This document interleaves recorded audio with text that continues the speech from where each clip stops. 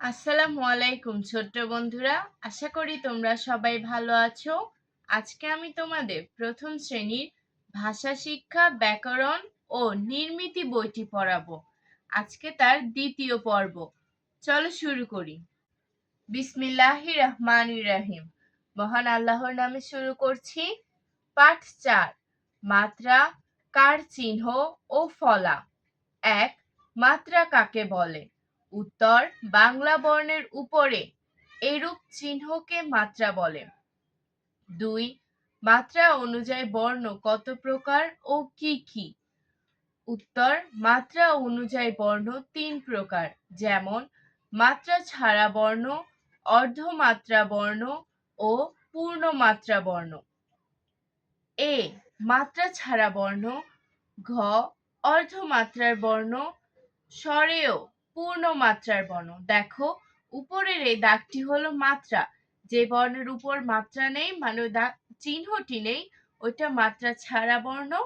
যে বর্ণের উপরে অর্ধমাত্রা আছে তাকে অর্ধমাত্রার বর্ণ বলে, আর যে বর্ণের উপর সম্পূর্ণ মাত্রা আছে তাকে পূর্ণমাত্রার বর্ণ বলে। মাত্রা ছাড়া বর্ণ মোট 10টি। এ, ওই, ও, ঔ, উঁ, ইয়, খণ্ডত্ব, অনুস্বার, বিসর্গ, চন্দ্রবিন্দু। অর্ধমাত্রা বর্ণ মোট 8টি। ঋ, খ, গ, মূর্ধন্য, থ, ধ, প, তালব্য শ। পূর্ণমাত্রা বর্ণ মোট 32টি। স্বরেয়, স্বরেয়া, রস্বই, দীর্ঘই, রস্যু, দীর্ঘ। তোমরা এগুলো পড়ে নিবে।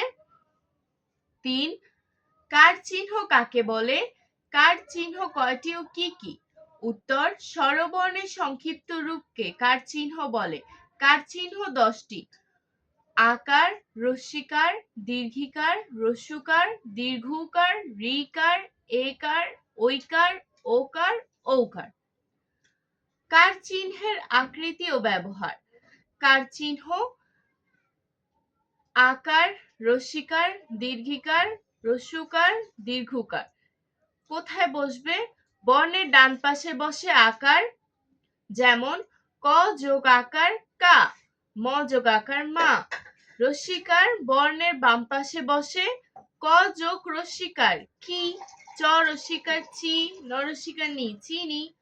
দীর্ঘিকার বর্ণের ডান পাশে বসে ক যোগ দীর্ঘিকার কি, স দীর্ঘিকার শি, ত শীত। রস্যুকার বর্ণের নিচে বসে ক রস্যুকার কু, ফ রস্যুকার ফুল, ফুল। দীর্ঘকার বর্ণের নিচে বসে ক দীর্ঘকার কু, স দীর্ঘকার সুর, র সূর্য। ঋকার বর্ণের নিচে বসে ক ঋকার কৃ, গ ঋকার গৃহ, গৃহ।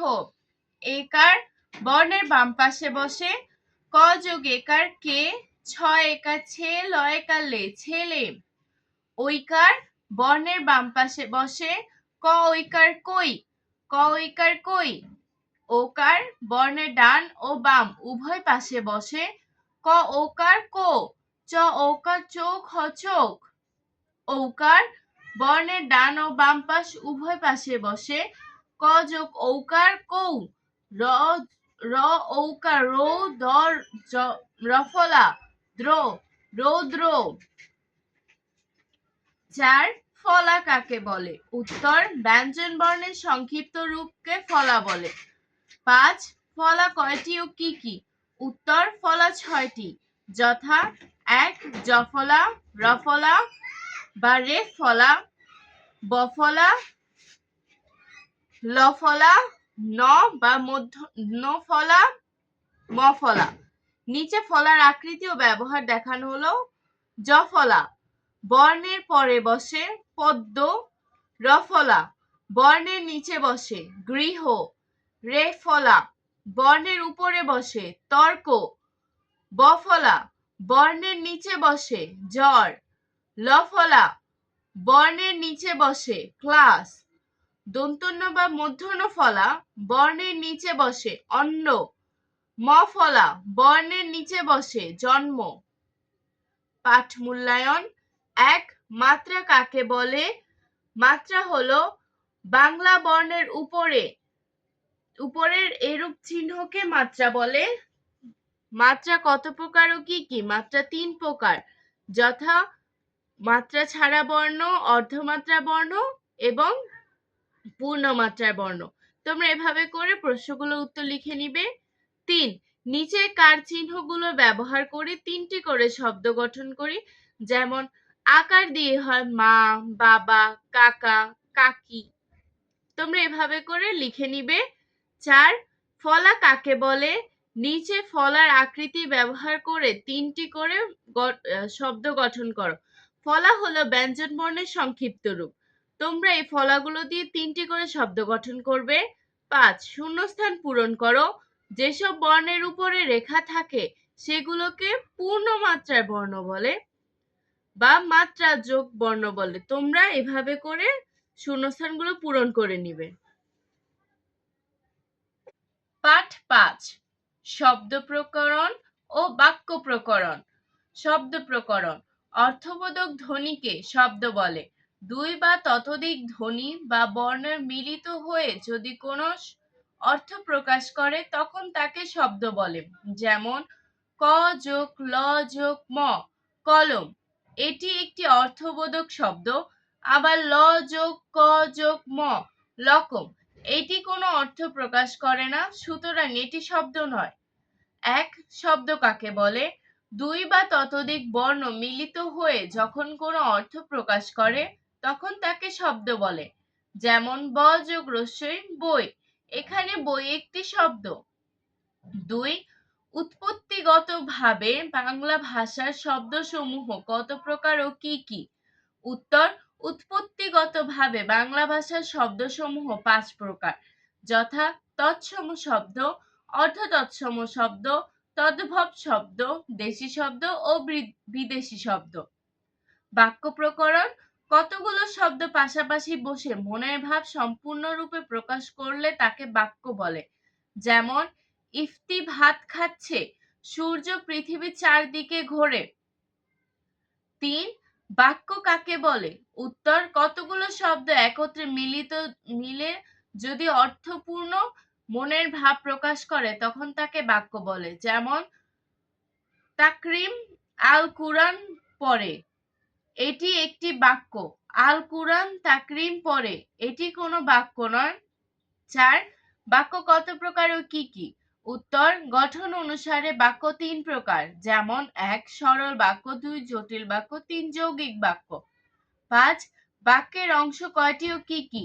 উত্তর, বাক্যের অংশ প্রধানত 2টি, উদ্দেশ্য ও বিধেয়। 6, উদ্দেশ্য কাকে বলে?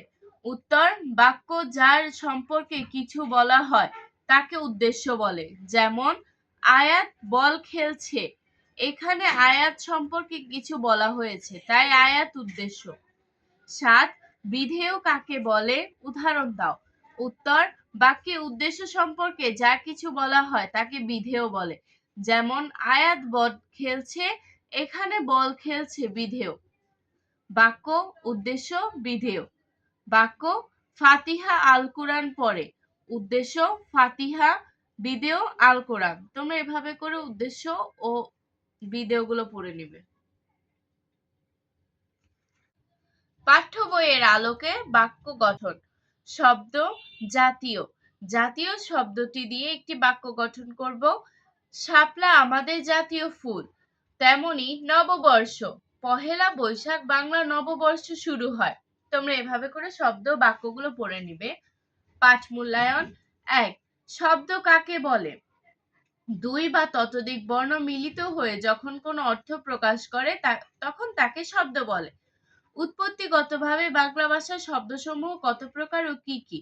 উৎপত্তিগতভাবে বাংলা ভাষার শব্দসমূহ 5 প্রকার, তৎসম শব্দ, অর্ধতৎসম শব্দ, তদ্ভব শব্দ, দেশি শব্দ ও বিদেশি শব্দ। তোমরা এভাবে করে নিচে প্রশ্নগুলো উত্তর দিবে। 6, নিচে শব্দগুলো দিয়ে বাক্য গঠন করো। তোমরা এই নিচে শব্দগুলো দিয়ে বাক্য গঠন করবে। যেমন স্কুল, আমি প্রতিদিন স্কুলে যাই। 7, সঠিক উত্তরের পাশে টিক চিহ্ন দাও। অর্থবোধক ধ্বনিকে কি বলে? অর্থবোধক ধ্বনিকে শব্দ বলে। তোমরা এভাবে করে সঠিক উত্তরের পাশে টিক চিহ্ন দিবে। আজ আর নয়, ভালো ভাববে, ভালো থাকবে। আল্লাহ হাফেজ।